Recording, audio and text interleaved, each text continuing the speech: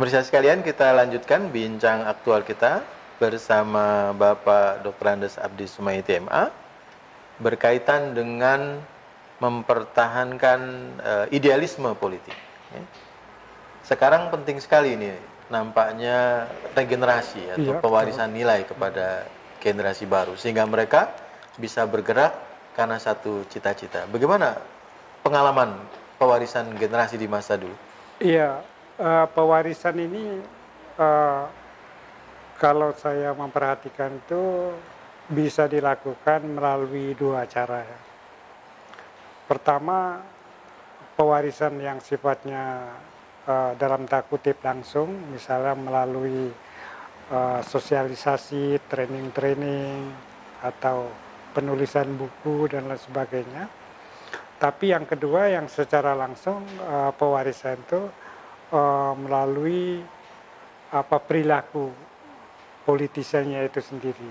Jadi kalau seorang politisi Muslim perilakunya itu baik, ya, sesuai dengan nilai-nilai, konsisten, berani, memiliki sifat syaja'ah dan lain sebagainya itu, maka secara tidak langsung itu merupakan juga pendidikan politik terhadap uh, misalnya generasi muda dan lain sebagainya. Sebab perilakunya itu akan dicontoh. Ya, melihat langsung ya. Iya, melihat langsung. Jadi melalui dua ini. Tetapi bukan berarti kita harus mengambil salah satunya. Yang saya maksud itu adalah kedua-duanya itu harus dilakukan secara bersama-sama. Baru itu insya Allah pewarisan baik nilai-nilai ataupun perilaku politik itu akan lebih bagus saya kira. Ya, misalnya Pak Nasir terkenal sebagai salah seorang pemikir politik Islam. Lalu kemudian ada Pak Syafruddin Prawiranegara ya, ahli ekonomi ya. Iya, betul. Beliau pernah menjadi gubernur Bank Indonesia yang pertama ya. Dan mereka konsisten ya, kata dengan perbuatannya, perilakunya. Iya, betul, konsisten sekali. Meskipun mungkin kondisi ekonomi atau sosialnya bersahaja ya. Iya, betul. Saya lihat sendiri itu beliau-beliau itu. Iya. Dan ini memang jadi problem karena kemudian kita lihat gejala krisis generasi ini tidak cuma di masa lalu tapi masa sekarang ya. Sehingga akhirnya orang seolah-olah mewarisi itu jadi dinasti kan. Gimana gejala ini bisa dicegah? Itu salah satu titik lemah ya yang pernah berjalan di kalangan umat Islam di Indonesia ini. Nah itulah salah satu indikator terjadinya kemandegan dalam regenerasi itu.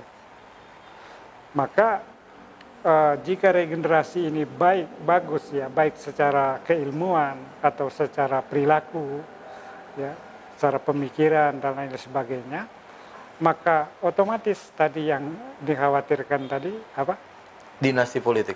Dinasti-dinastian itu paling tidak akan terkurangi lah. Jadi salah satu indikator kelemahan atau keterlambatan regenerasi itu ya kemudiannya memunculkan apa yang disebut salah satunya itu politik dinasti itu.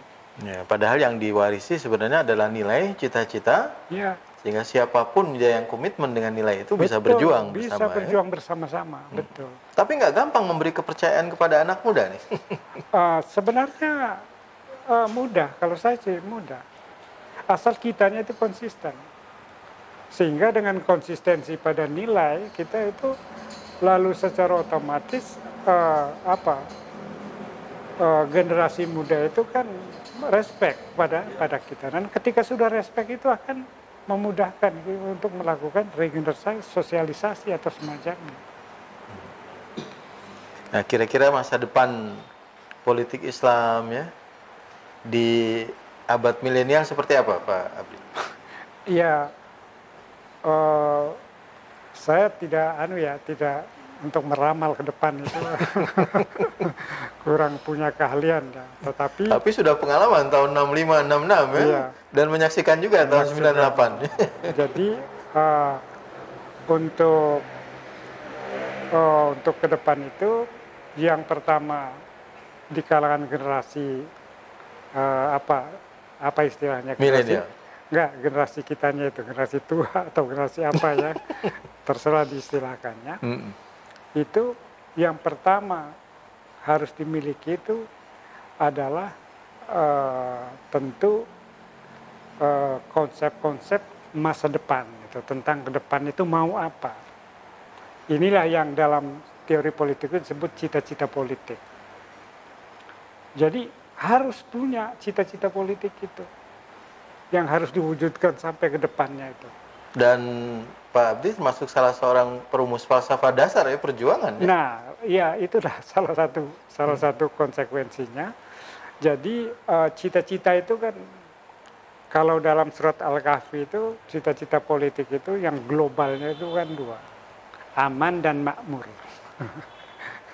Jadi hatinya itu kata Allah tentram, ya itminan itu, kemudian ya'tiha rizquha raghadan min kulli makan.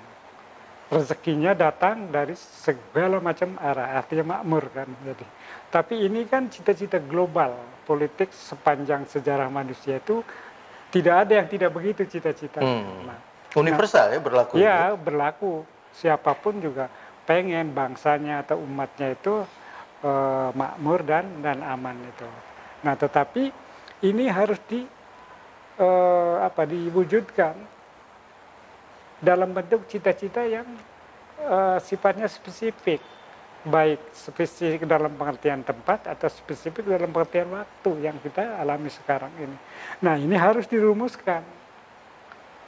Nah, tentu perumusan inilah yang kemudian akan di dalam aplikasinya, kalau sudah kita rumuskan itu dengan segala macam cara atau metode pencapaiannya, inilah yang akan diwarisi.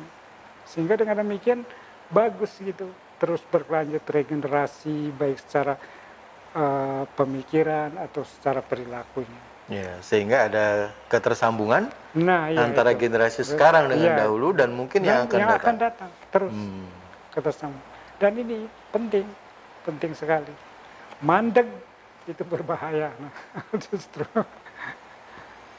Dan mencegah anak-anak sekarang untuk tadi tidak terlibat dalam politik juga mengandung resiko ya. Iya, betul.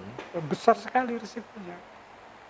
Itu bisa akan dikuasai oleh orang-orang tertentu nanti. Kalau saya terus terang sampai sekarang masih menghendaki bahwa kaum remaja itu sudah memperoleh pendidikan politik itu.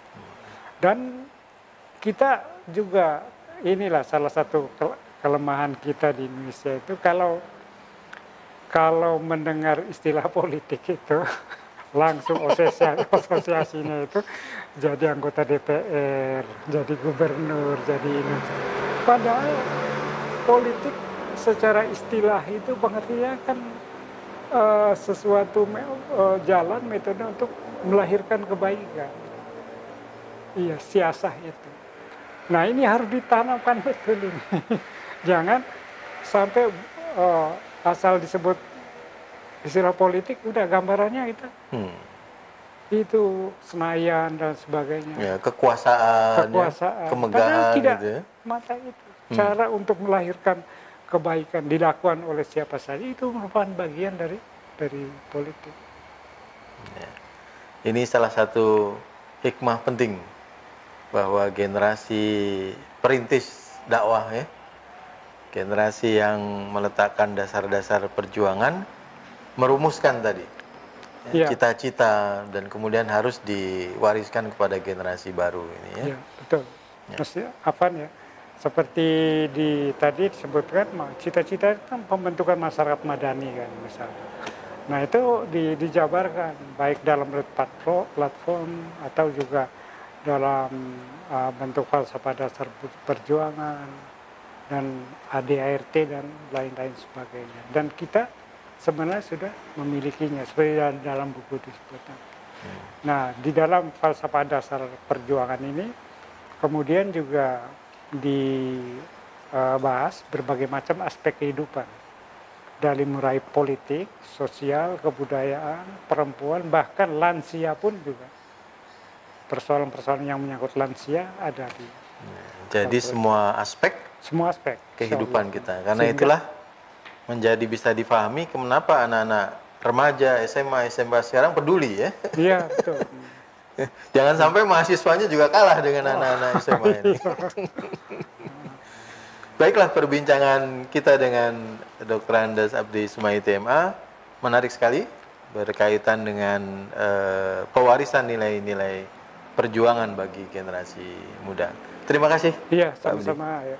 Mudah-mudahan perubahan bisa terus berlangsung di negeri ini sehingga tercapailah masyarakat yang damai dan sejahtera ya. Baldatun Amin, thayyibatun amin. wa rabbun ghafur. Sekian percakapan kita bincang aktual bersama tokoh penulis dan praktisi politik Islam. Assalamualaikum warahmatullahi wabarakatuh. Waalaikumsalam warahmatullahi wabarakatuh.